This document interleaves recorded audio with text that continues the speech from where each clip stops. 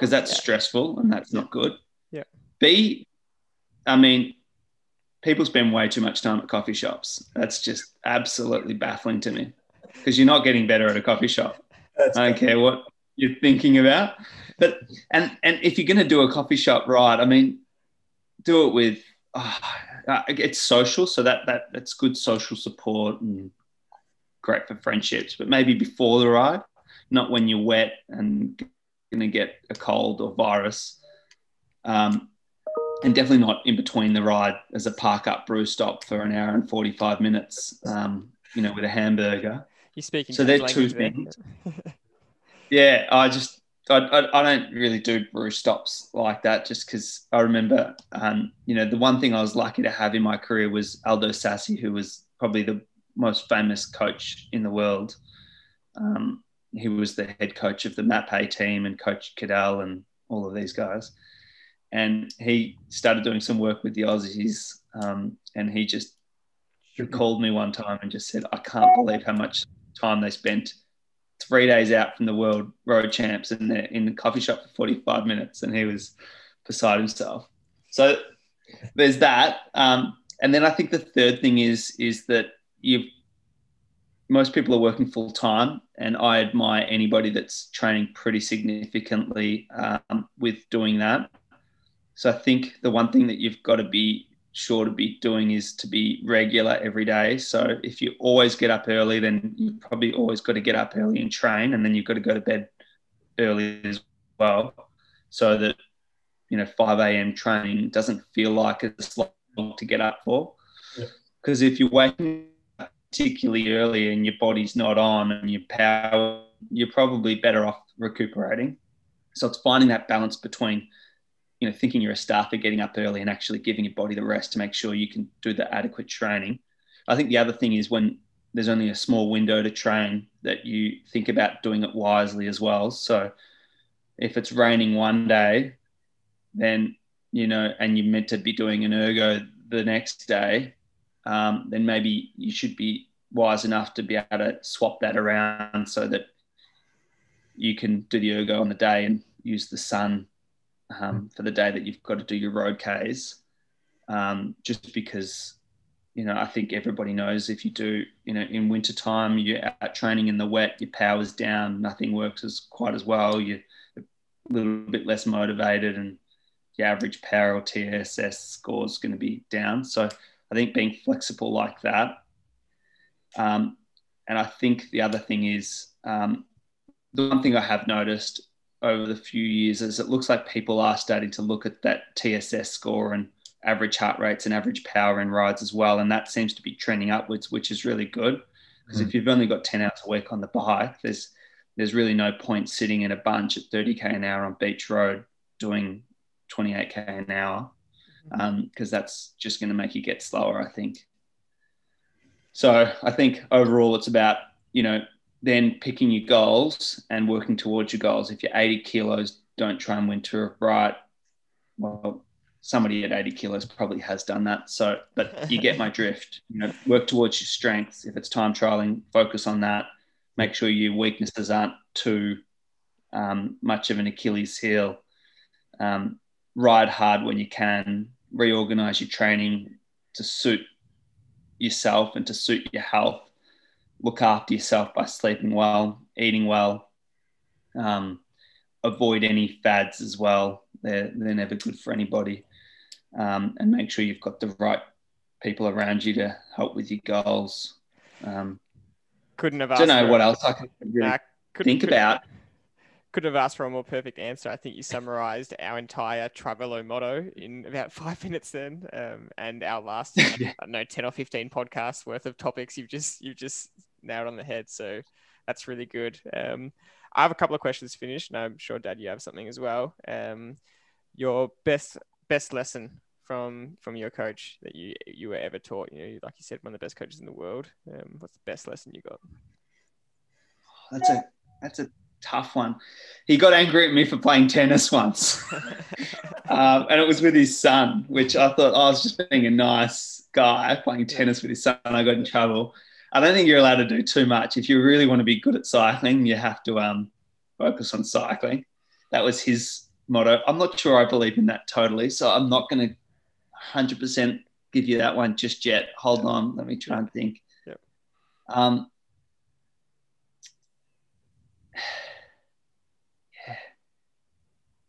I think it's about being regular. That's probably his best motto.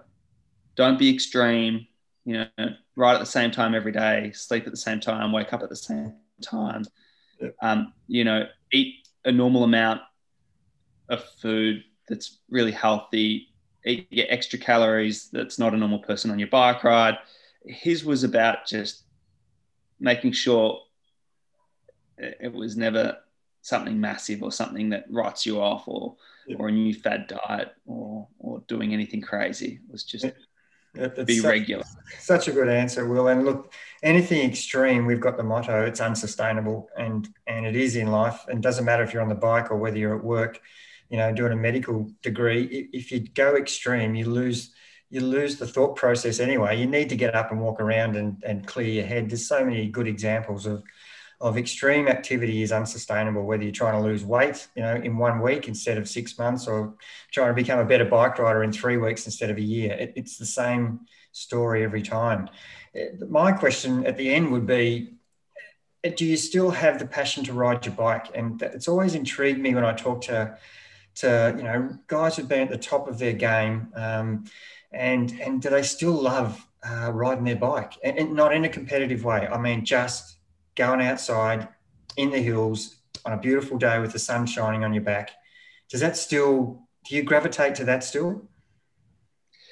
I'm a big fan of a bike ride. I love it. I mean, last weekend it was a good sunny day, so I went from left Idaho out Mount Pleasant Road and eventually met to St Andrews and have this zigzaggy way of going along all these cresty hills through Hurstbridge and places like that. So that got me 80 kilometers, and that's about as much as I get before I get too tired, and I just do it by myself and thoroughly enjoy all of it. That's fantastic. If I clock 150K a week, I think that's probably about where I'm at on average at the moment.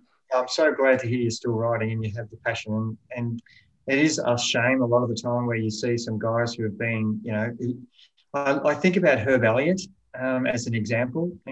Australia's greatest 1,500 metre runner of all time, won 220 races in a row, won the Olympic gold medal in Tokyo in 1960 by 10, 15 metres, never ran another 1,500 after that race.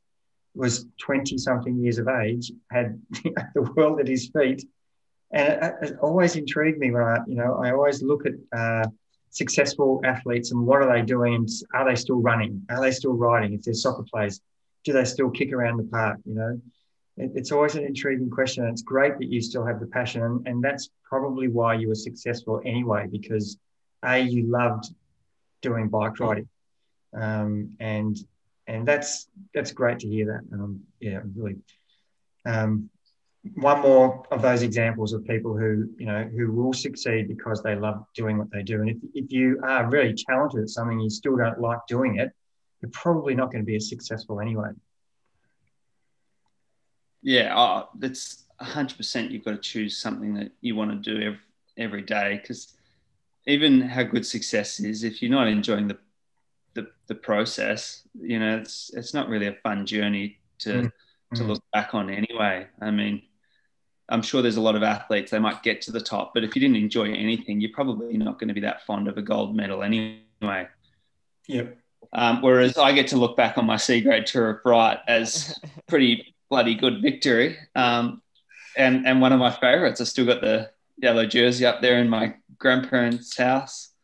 That probably rates up there with the Warragul Cycling Club C grade club championships that I took 7 years. Oh, they're huge, and they really are. And I think the lesson that we get from that is that as much as it's you say, I want to be up there and I want to do this and I want to do that, look what's right in front of you, and just if you're in C grade and you want coaching, get coaching and just try and win C grade, and you'll have just as much fun. And, you still got to attack. You still got to read everybody's body language. You've still got to look at the parcours. You've got to understand your own characteristics. You've got to feel your own body. You've got to think about, how your nutrition's going, where's the best place to attack, or do I wait for a sprint? Do I pretend I'm blown and sit on his wheel for the last K and come out with 250 to go?